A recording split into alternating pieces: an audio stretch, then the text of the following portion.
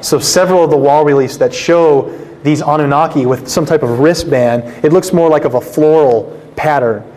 Whether or not they were wearing just a wrist, a bracelet of some kind, I think it's very possible, just like with our state of technology, they might have had some type of small wrist device, and they're depicting that as accurately as they could in a stellar. But very interesting, when we look at the same symbology used by NASA, 6,000 years from now, I doubt that anyone's going to look at the Sumerian depictions of the Anunnaki and try and really question what they were saying. I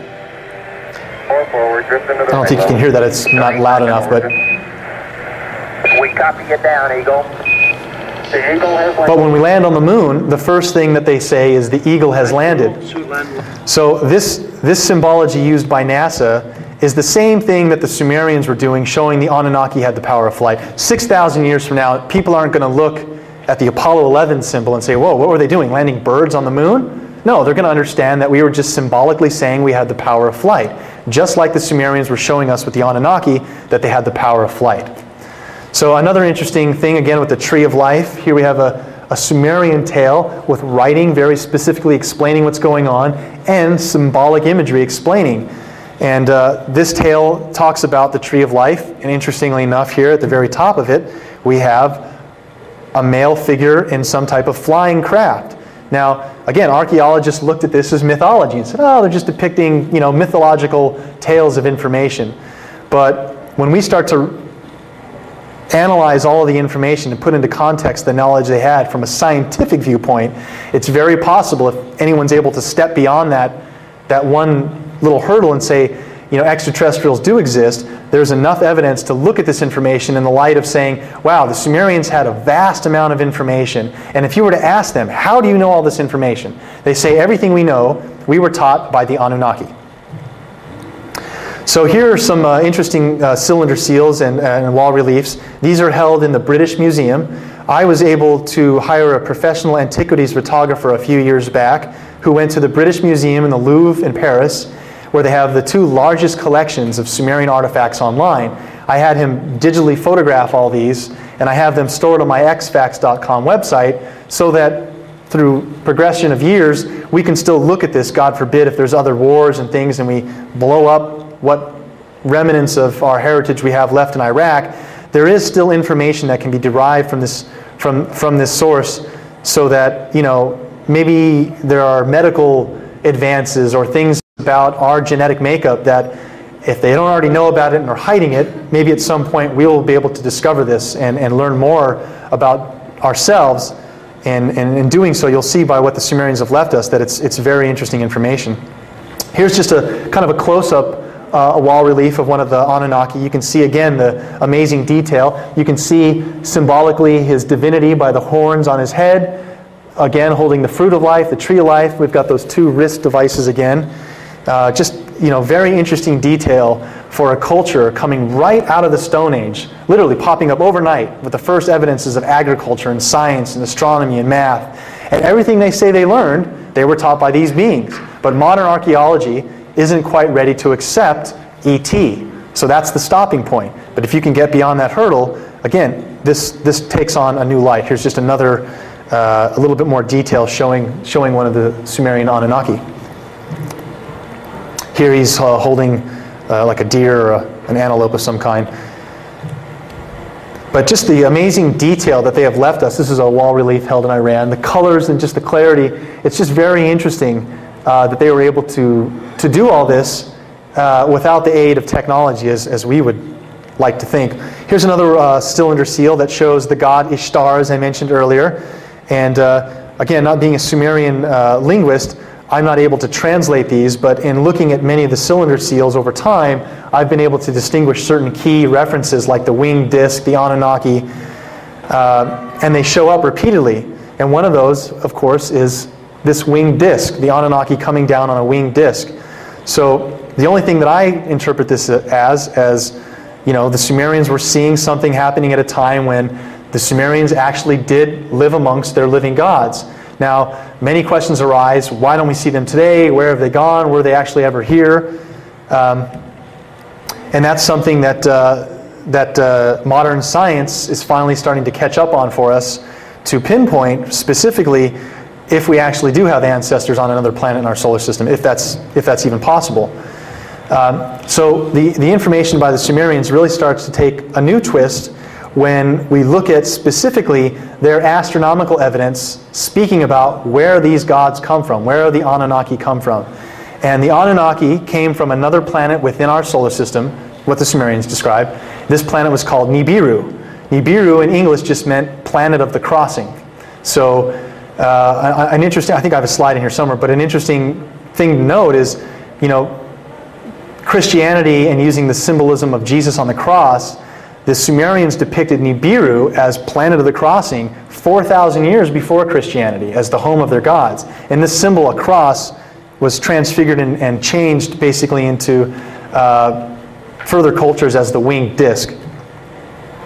So what I'll show here is actually some of the cylinder seals and tablets where they actually talked about this ancient planet Nibiru.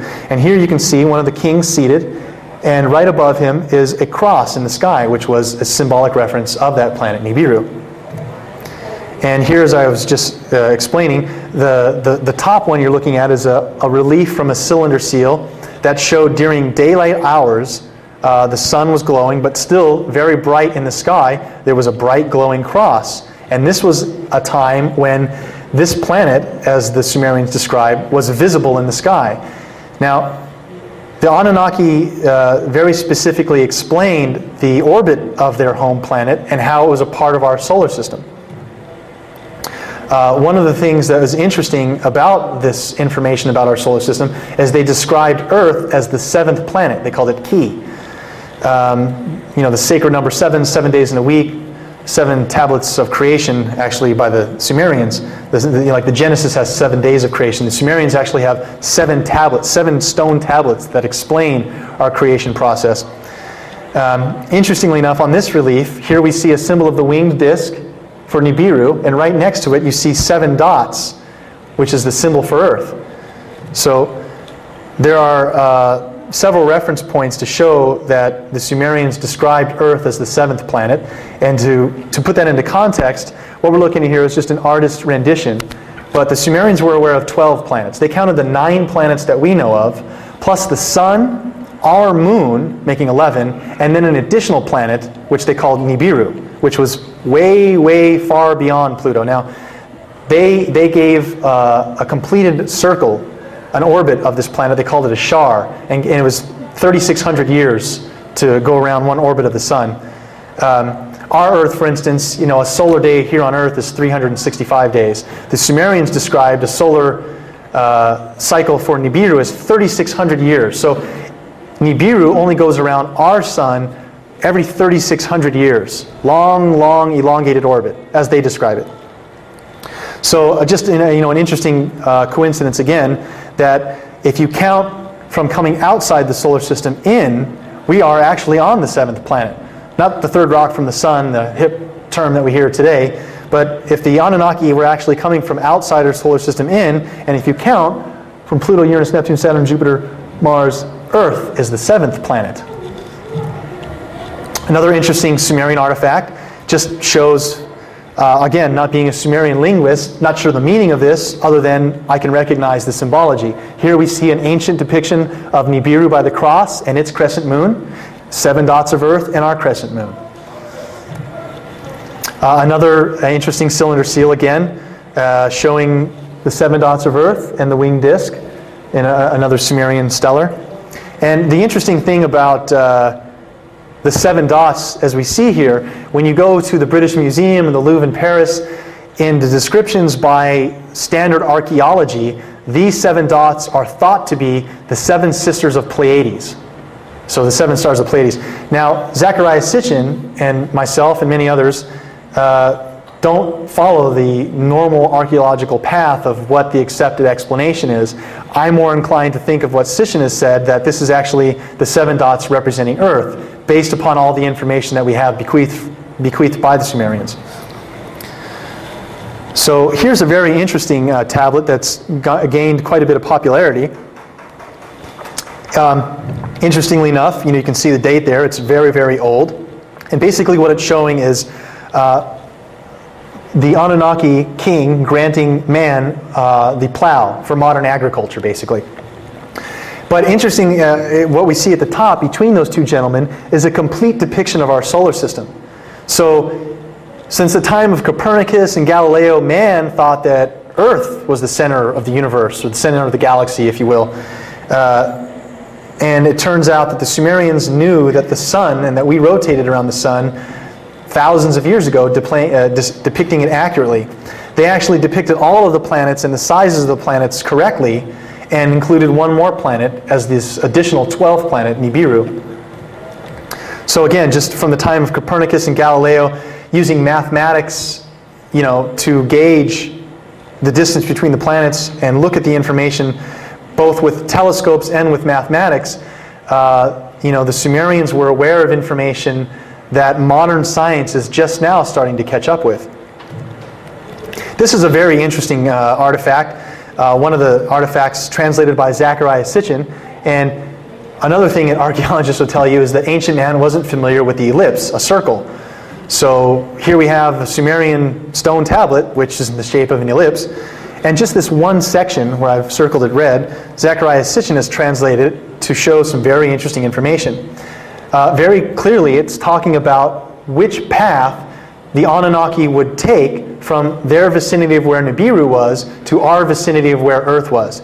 And specifically in the translation, Zecharia Sitchin has shown that the key words here, you can see where I've labeled Nibiru for a mountainous planet, and the course correction where you can see the names of the planets that were listed, and on the sides it's like rocket, rocket, mountain, mountain, pile up, high, high, high. But if you count, there are 7 dots that it has to go by. 1, 2, 3, 4, 5, 6, 7, until you arrive at the 7th planet, Earth. So, very interesting Sumerian artifact that specifically is telling us the course correction taken by the Anunnaki to get from Nibiru to Earth. Now, an interesting part of the information of the Sumerian lexicon is that they have, as I said, 7 tablets of creation. There's actually a very long tale called the Enuma Elish that very specifically explains how our solar system came to be, how Earth formed, and more specifically how we came about. The Sumerians speak of a time when our Earth hadn't even finished coalescing, 4.7 billion years, whatever, and an intruder planet appears, a rogue planet. As Zecharia Sitchin has translated it, this planet got pulled into the inner part of our solar system, let me go back one slide here for a minute, was pulled into the inner part of our solar system by the gravitational pull of the outer planets, was pulled in, and a collision took place that formed and sculpted our solar system to the way it is today.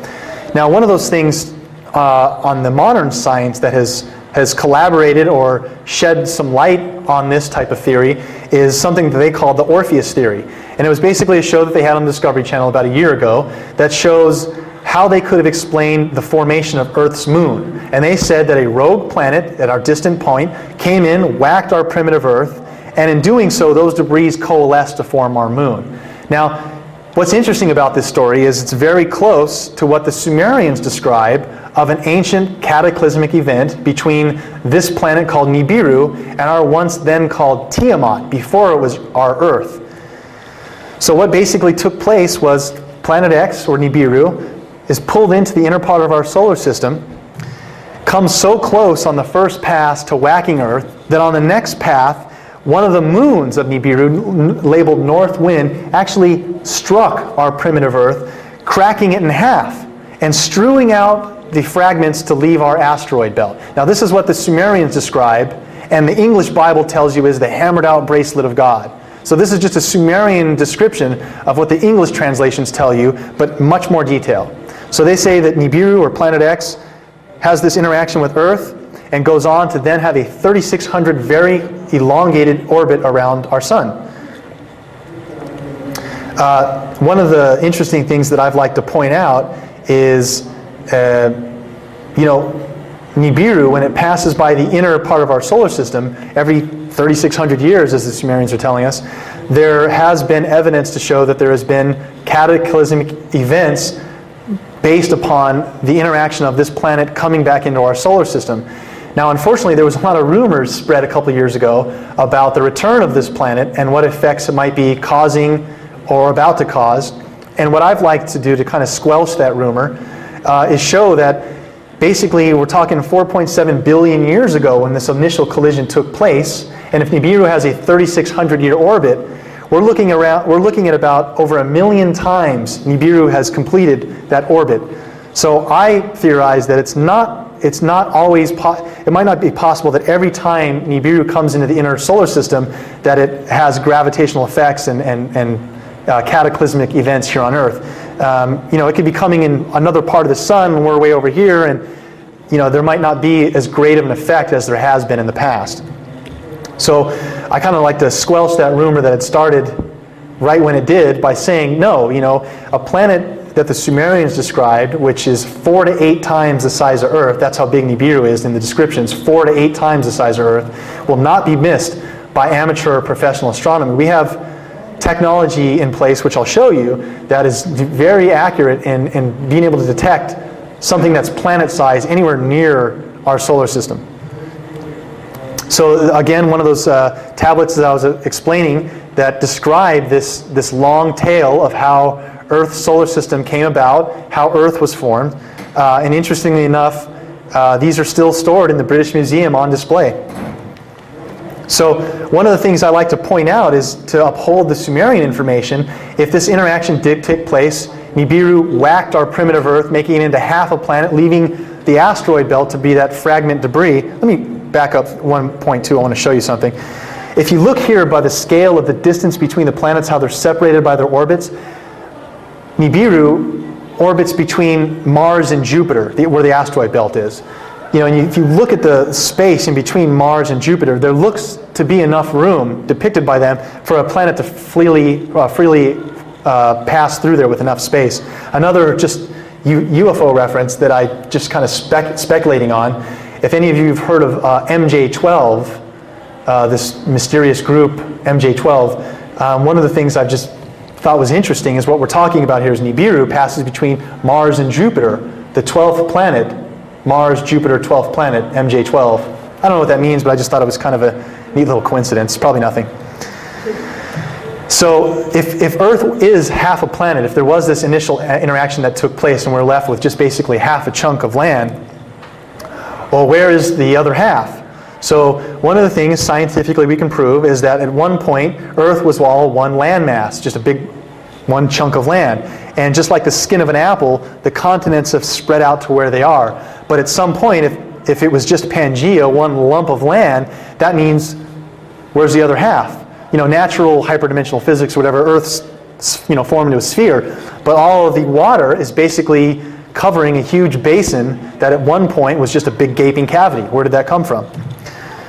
So just showing that when we connect all the continents, it does show that Earth at one point was basically just one huge lump of land, kind of directly explaining what the Sumerians were saying of how this took place. So another interesting tablet that really has gotten a lot of publicity is the Flood tablet, stored in the British Museum. There was an archaeologist by the name of George Smith working with the British Museum in the early 1900s. He was able to translate and read cuneiform script, and threw his hands up, screaming, running out of the room in awe, could not believe that here he had found a tablet thousands of years before the Hebrew or the English version, telling the exact same story of Noah's Ark, of how a Sumerian man named Utanpism, it's a great word, Utanpism, I always find that name amazing. Hey, Utanpism, how you doing? Very clearly was told by an Anunnaki, a Sumerian god, to build a craft, take all the animals in his surrounding areas, his family, and put them into this craft. And it's the same story where he lets out the bird, brings back a branch. But this is told in a Sumerian version, thousands of years before the English Old Testament.